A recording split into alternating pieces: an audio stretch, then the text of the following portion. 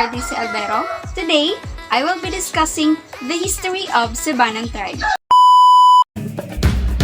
Let's discover the history of Subanen tribe. Subanen comes from the root word suba, which means river. Thus, Subanen means those who live along river banks and coastal areas. Outsiders call them Sobano, Sobanu, Sobanon, or Sobanun, depending on their accent. Before the arrival of Islam and Christian missionaries, the Subanon occupied the entire Zamboanga Peninsula, sharing it with the Negrito, who since then have disappeared from the whole region. It is believed that the earliest traders who came in contact with the Subanen groups were the Arabs.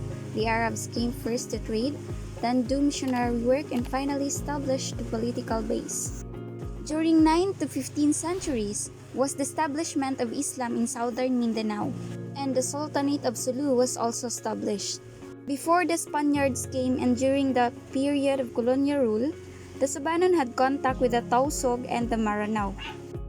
It was then that Muslims often invaded Subanen territory for the purpose of capturing slaves and extracting tribute. The Muslims not only controlled coastal trade but also extracted Jews or thieves from the subjugated Subanon. The coming of Spain to the Philippines as a colonial power complicated the picture. The Spanish colonial government sought to extend its sovereignty over the whole southern Philippines, declaring its intention to protect the non-Christianized, non-Muslim Subanon of the Sibugay, the non-government, under General Weyler, constructed of a serious fortification across the Tucuran Isthmus for the purpose of shutting out the Malanao Moros from the Subano country and preventing further destructive raids upon the peaceful and industrious peasants of these hills. In 1870, the Spanish colonial government established the San Ramon prison and penal farm at the southern tip of Peninsula. It was 25 kilometers north of the Spanish principal settlement, which is now present-day Zamboanga City. Its neighboring towns were Ayala, which had a population of 2,000 baptized Subanon, Busugan with 120 Yakan, and Rios with 500 Subanon. Criminals with the life sentences were sent to the penal farm, which was a rectangular area 5 kilometers long and 3 kilometers wide. Spanish control of its garrisons and fortifications like Tucuran and Fort Pilar, and of institutions like San Ramon Prison, ended in 1899 under the terms of the Treaty of Paris. Before, the American government could bring in its occupation troops. However, the Muslims from the lake region crossed the Isthmus and attacked the Subanon in the two districts of Zamboanga and Misamis. When we say Isthmus, it is a narrow strip of land with sea on either side, forming a link between two larger areas of land.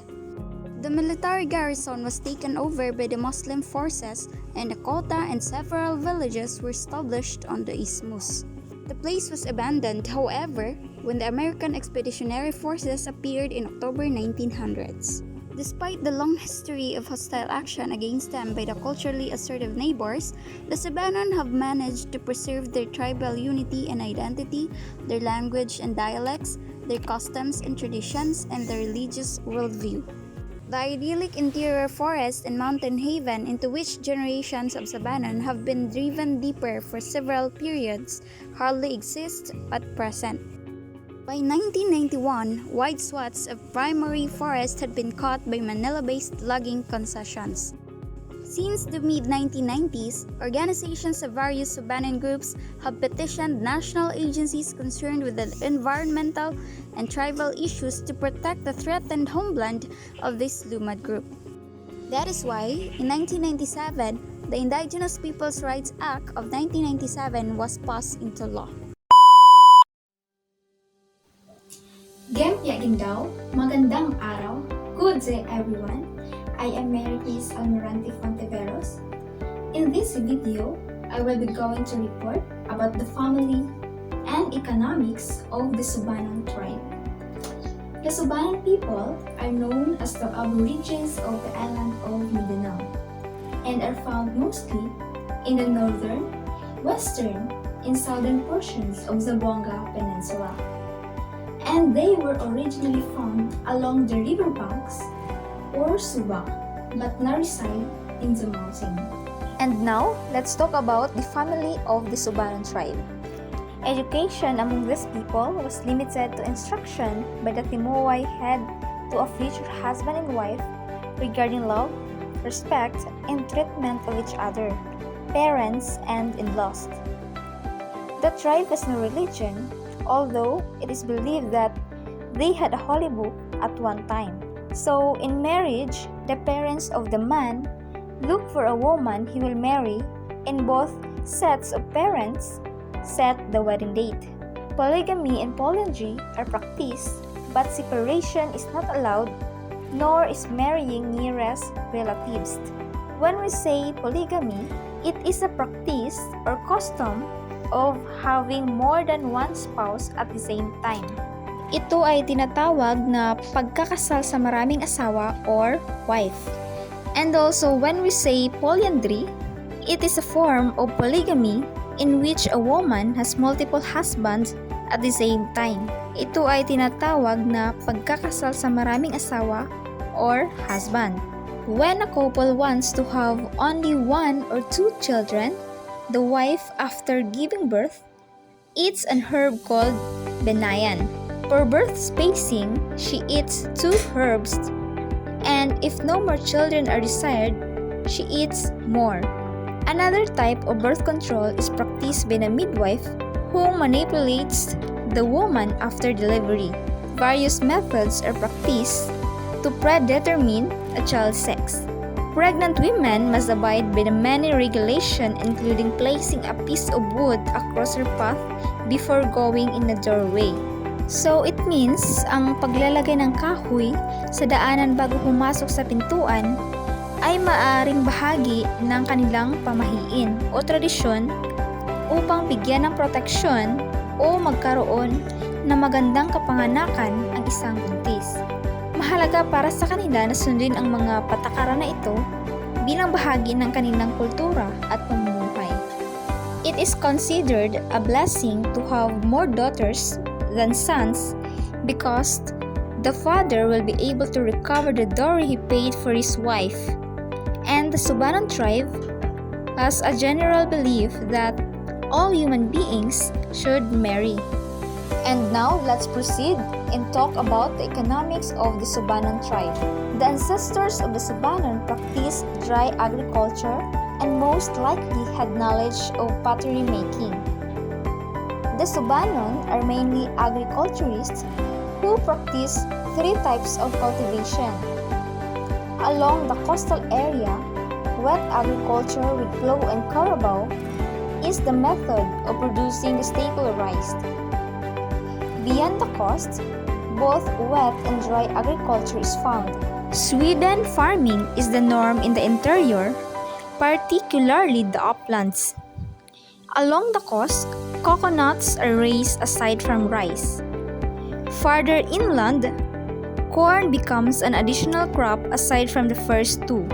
Apart from the principal crop raised, which are mountain rice and corn, the root crops like kamote, cassava, gabi, and ubi are also grown. These are roasted, boiled, and made into preserves and sweet. In some places, tobacco is planted. The people supplement their income and their food supply by fishing, hunting, and gathering of forest products. The extra rice they can produce, plus the wax, resin, and rattan they can gather from the forest, are brought to the coastal stores and traded for cloth, blades, axes, betel boxes, ornaments, Chinese jars, porcelain, and gongs. Good day everyone, I am Angelica S. De Leon. My lesson topic is all about the political system and the religious belief of the Subanen tribe. Political system and religious belief of the Subanen tribe. Political system. The Subanen society is patriarchal with the family as the basic governmental unit. There is no political hierarchy on the village level, as in the dato system of government. So during the Spanish and American colonization, there were several attempts to organize the Subanen into politically administered towns or villages. But these attempts were resisted by the people. The title of dato was used occasionally in the past during the Sultanate. Timwa is the traditional title for the communal leader who is also the chief arbiter of conflict between the families of a community or a confederation.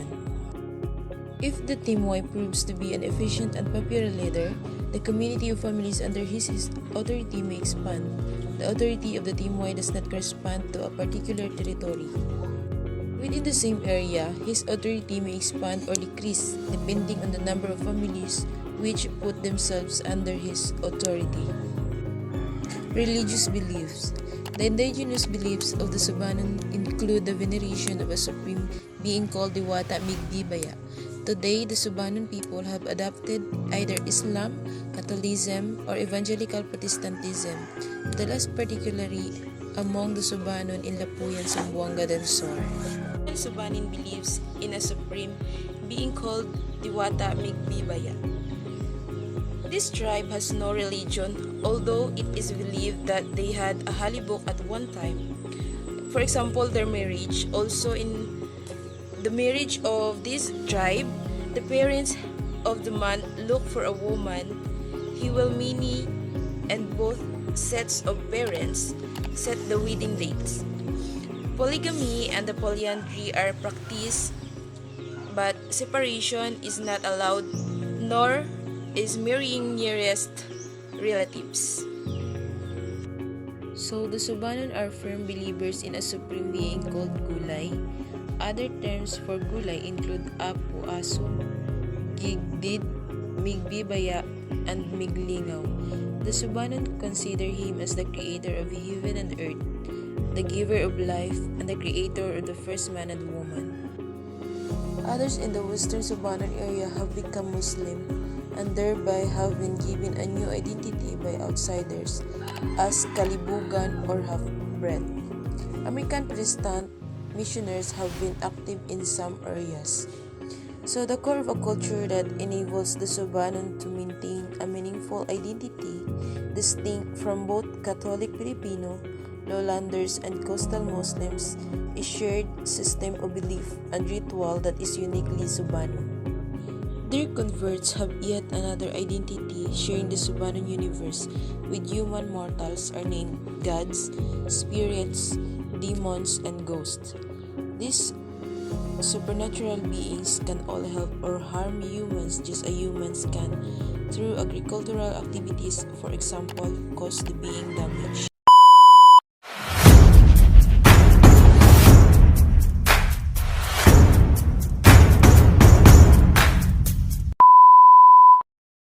Good day everyone, my report is all about the arts and crafts of Subanen tribe.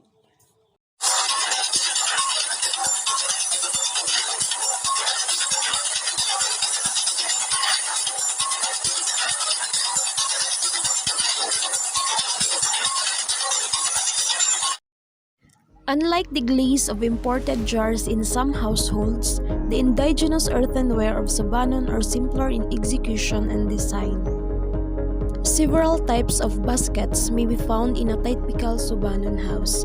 The women shape round baskets from materials of different colors such as the nito vine, split rattan, bamboo, and sometimes wood or tree bark.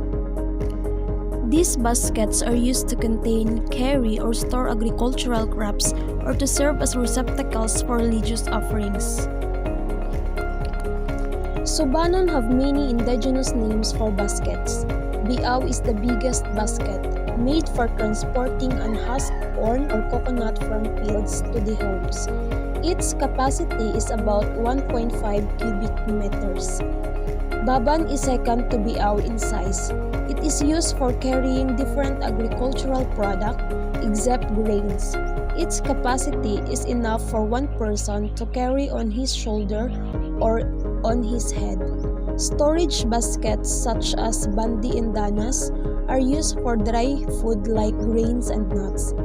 Nego, a winnowing tray, has a parallel close weave pattern, whereas the yagan, a sifter tray, has a parallel open weave pattern.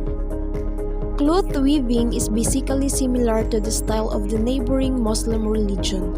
The weaving loom is set up inside the house. Subanen use abaca fiber for their clothing blankets. Now, let's discuss the literary arts of Subanen tribe.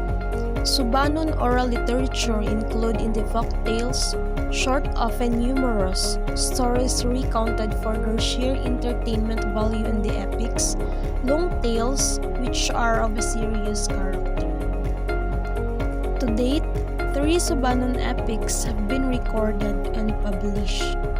The 3 Subanen epics are the Guman of Dumalinaw, the Kibuklagan of Sindangan Zamboanga del Norte, and the Sandayo of Pawan Zamboanga del Sur.